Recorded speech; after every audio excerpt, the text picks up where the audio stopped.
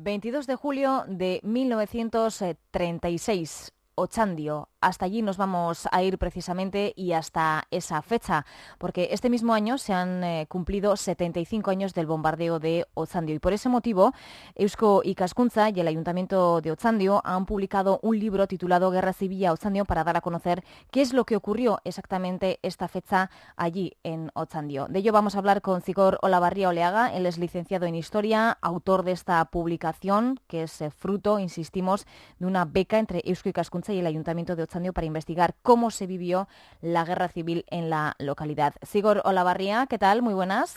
Arratsaldeon, bien, aquí andamos. Era necesario, ¿no?, recoger qué es lo que ocurrió en Otxandio ese 22 de julio de 1936. No sé si porque no hay ningún libro que lo recoja o porque se quería ahondar más en el hecho, en el bombardeo de esta localidad.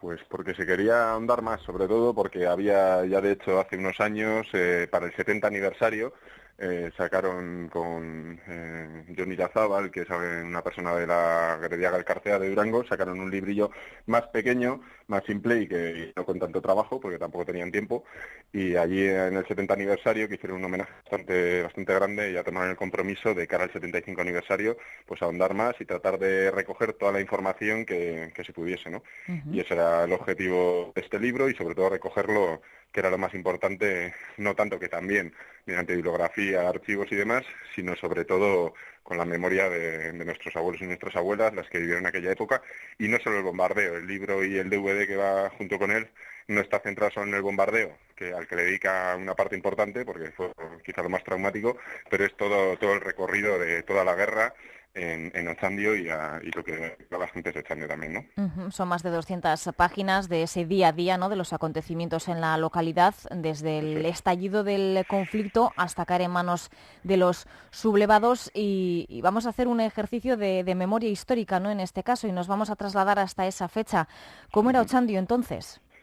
Pues era un pueblo para la época bastante poblado, unas 1.400 personas, y un pueblo, pues como la mayoría de los del ámbito rural, pues muy ligado a la naturaleza, muy euskaldun, conservador sociológicamente, y luego en este caso sí que tenía el punto de que se estaba desarrollando la industria, ¿no? Ya había 2 o 3 talleres grandes, había pequeños talleres, entonces la gente sobre todo vivía de la ganadería y de las huertas y demás, pero también se estaba desarrollando una pequeña industria y fruto de eso pues empezó a venir gente de fuera, de Eibar y demás, que también trajeron pues ideas más de izquierda, comunistas y demás.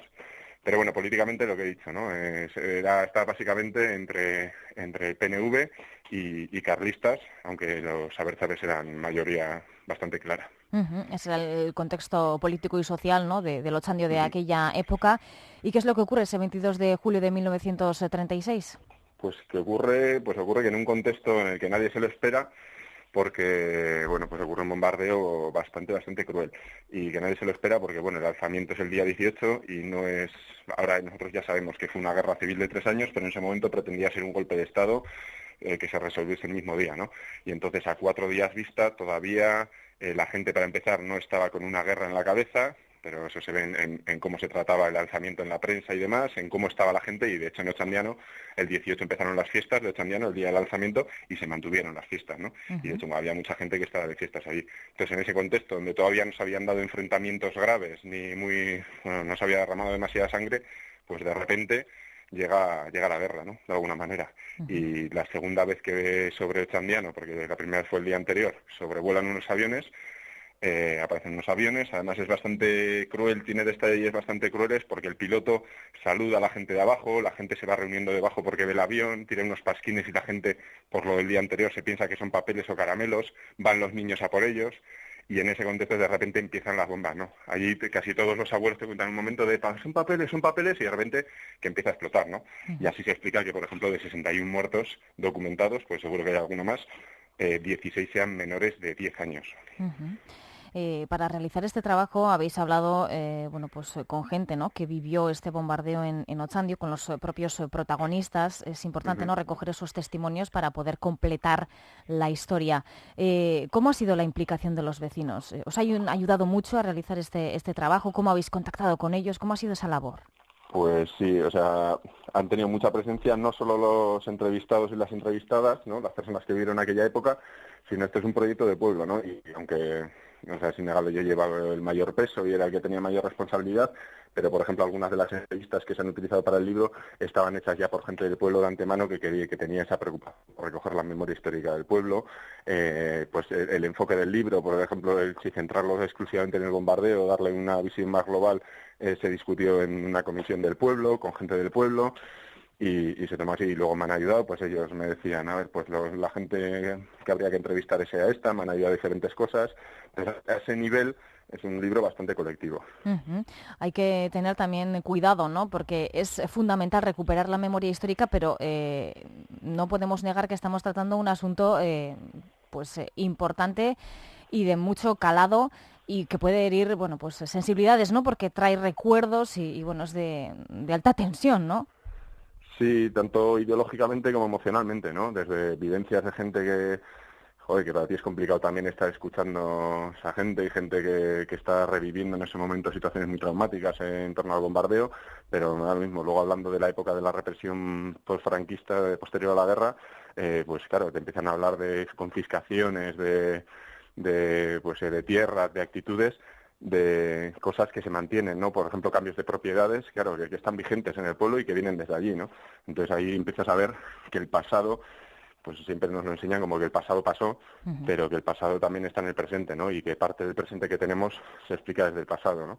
Entonces sí, son cuestiones delicadas, pero a las que hay que mirar de frente, sobre todo cuando lo que hemos hecho durante generaciones ha sido precisamente no mirarlas, ¿no? Ujú. Entonces habrá que tratarla de la mejor manera posible, pero bueno, habrá que ser conscientes de dónde venimos para ver también un poquito a dónde vamos. Ujú. Sí, muchas veces, como se dice, ¿no? Hay que pasar página, pero claro, primero esa página hay que leerla, ¿no? No se puede pasar Eso es, ¿no? de, Y de por ejemplo manera en tan rápido. Ofandiano, hay un ejemplo eso, sobre esa, por lo menos para invitar a la reflexión sobre la vigencia del pasado en nuestro presente y demás, hay un detalle bastante macabro, ¿no? Y es que el piloto, porque está en duda si hay un avión o dos aviones, porque todas las fuentes difieren, ¿no? Desde las escritas hasta los testigos, pero lo que está claro es que uno de los pilotos era Ángel Salas Larrazábal, que era un piloto de Orduña, un militar, que era hombre de confianza de Mola, que hacía de correo entre Mola Franco y así, o sea, tenía su importancia dentro del organigrama, y después durante toda el postfranquismo llegó a la División Azul, luchó contra los soviéticos y luego fue ascendiendo y tuvo cargos de mucha importancia durante todo el franquismo, agregado militar en diferentes países, general de división y demás. En el 72 dejó la carrera militar y en el 91, 16 años después de la muerte de Franco, su sucesor en la jefatura del Estado, el rey Juan Carlos I, le condecoró como capitán general con todos los honores, ¿no? Mm. Y murió así en el 94. Ujú. Entonces hay unos cuantos elementos ahí, pues eso, pues dirá una persona ochandiano, eso, pues hay que ver qué opina sobre el pasado, el presente, de dónde venimos y sobre qué bases tenemos el presente que tenemos, ¿no? Ujú. ¿Has encontrado testimonios que son comunes con las diferentes personas con las que has hablado? Que digas, me han contado prácticamente lo mismo o me han relatado este hecho, es prácticamente lo mismo o lo que ellos han querido destacar. Sí, en cuanto a contexto general, en cuanto a los acontecimientos más importantes, luego difieren en pequeños detalles, Ujú. pero más o menos lo que recogen es común, ¿no? Y da como para hacerse la foto general. Luego cada uno aporta sus detalles, sus vivencias personales, Ujú. y luego sí que hay cuestiones que pues unos dicen que ocurrió de una manera, otros de otra, no especialmente cosas muy importantes, pero bueno, eso pasa, al final lo mismo ocurre con libros, con archivos y con demás, no siempre los ha elaborado alguien con su subjetividad, entonces más o menos lo que hemos intentado ha sido interpretarlos de la misma manera, Ujú. pues más o menos con una visión crítica y cuando pues o contrastando con otras fuentes ver que no difieran demasiado, cuando difieren mucho, pues o diciendo esto difiere todo esto, o aquí unos dicen esto y otros dicen esto, y en algunas pocas ocasiones hemos dejado algún detalle fuera del libro porque no podíamos asegurar que fuese así, Ujú. igual era un tema más delicado, entonces Ujú. eso se ha quedado fuera. Ujú. Pero ha sido pocas las ocasiones que ha ocurrido eso, ¿eh? Ujú. Recogéis también testimonios del día después, es decir, se habla del previo, ¿no? De los días previos al bombardeo, de cómo era ese contexto político y social, como nos has comentado tú, pero claro, ¿qué es lo que pasó el día después de todo Pues aquello? el día después lo que ocurrió básicamente es que el pueblo estaba vacío el día después y el tiempo después, y sobre todo se recoge ahí los testimonios, es las subidas que hace todo el mundo, y desde gente que se va sin ninguna infraestructura, corriendo, pues no sé, andando durante la noche y el día hasta sitios como Berriz o demás. Y luego lo más común es gente que se va yendo a los caseríos de Alau, que se llenan, y pues que están 3 días en un caserío, igual hay 20 personas se tienen que ir a otro, y luego mucha gente también a donde familiares. Y luego ya poco a poco, en general, porque hay gente que ya no vuelve, en general se va llenando el pueblo poco a poco otra vez, pero una vez ya que pasa un tiempo y que se estabiliza el frente, ¿no? Uh-huh. Pero de todas maneras los testimonios, eso, recogen, digamos, hasta la posguerra. O sea, no están centrados, los testimonios tampoco solo en el bombardeo, recogen luego el día a día, hasta la ofensiva sobre Vizcaya, luego con los primeros momentos bajo mando franquista también, cómo era la vida y demás. Uh-huh. Un bombardeo, el de Otxandio, que es desconocido, ¿no? Se conoce el de Durango, el de Guernica, ¿no? Y bueno, pues gracias a la recuperación de la memoria histórica que se están haciendo desde diferentes colectivos, pues se conoce, ¿no?, que no solamente fueron esos 2 bombardeos los ocurridos en Vizcaya, ¿no?, sino que hubo muchos más. Sí, hubo muchísimos. Otxandio tiene el dudoso honor de ser el primero de la Guerra Civil, pero no solo de la Guerra Civil, el primero en la historia, según a qué fuentes vayas, a nivel de Estado español o incluso a nivel europeo, el primer bombardeo sobre población civil. Uh-huh. Pero luego pueblos bombardeados fueron muchísimos. La diferencia de Otxandio es que fue a los 4 días, en un contexto en el que nada de eso estaba ocurriendo, porque luego ya en la ofensiva sobre Vizcaya, pues a partir de marzo del 37, un año más tarde, ahí, vamos, prácticamente toda Vizcaya es bombardeada. Ahí es cuando ocurre lo de Durango, lo de Guernica, pero es Bilbo, Ceanuri, o sea, hay muchísimos pueblos. Y Otxandio otra vez es bombardeada, de hecho, mucho más, con muchas más bombas y, vamos, con una magnitud mucho más grande y el pueblo queda mucho más destruido, ¿no? Uh-huh. Me gustaría hacerte también una pregunta personal, y es ¿qué es lo que te llevó a ti a investigar, ¿no?, este bombardeo de Otxandio? ¿Si te llegó por encargo o es que tienes tú un especial interés por investigar y ahondar en ello?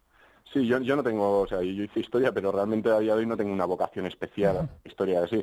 Pero me informó gente del pueblo, porque yo tengo vínculos con el pueblo, desde amigos a mis abuelos, mi padre se crió la infancia en Otxandio, entonces sí que tengo una querencia por ahí, y me informaron de que iba a salir esa beca, y entonces no era tanto porque fuese la historia, no, sino porque era la historia de Otxandio y porque era también recoger testimonios o sea, que más que estar en archivos o lo que sea, que también era pues estar con personas, preguntarles sobre todo preguntarle por cosas que se han sentido obligados a silenciar. Y entonces esa parte era bonita, ¿no? Y luego que al final que tengo un vínculo familiar, pues que estar con los viejillos que te dicen, tú eres el nieto de Modesta, ya, yo le conocía, hacíamos esto. Entonces a ese nivel es como muy gratificante, ¿no? Sí, ha sido algo también ya personal, ¿no? Un proyecto ya personal, ¿no? Que ya te ha llegado cerca, ¿no? Porque te hacían alusión pues a gente que conocías, ¿no? Lo habrás vivido de una manera mucho más cercana, ¿no? Que quizás investigar otro hecho histórico, ¿no? Que igual pues es más alejado, ¿no?, a nosotros o a nuestra realidad, ¿no?, a nuestro entorno. Sí, y de hecho si hubiese sido otro tipo de proyecto no me hubiese implicado. Vamos, no, sí, porque yo no estoy relacionado, digamos, con el mundo de la historia, con el mundo de la investigación histórica, ni de la guerra civil, ni nada, ¿no? Ha sido más una excepción. Pues Guerra Zibila Otxandion, este es el trabajo de esa colaboración entre Eusko Ikaskuntza y el Ayuntamiento de Otxandio para investigar qué es lo que ocurrió en la guerra civil en esta localidad.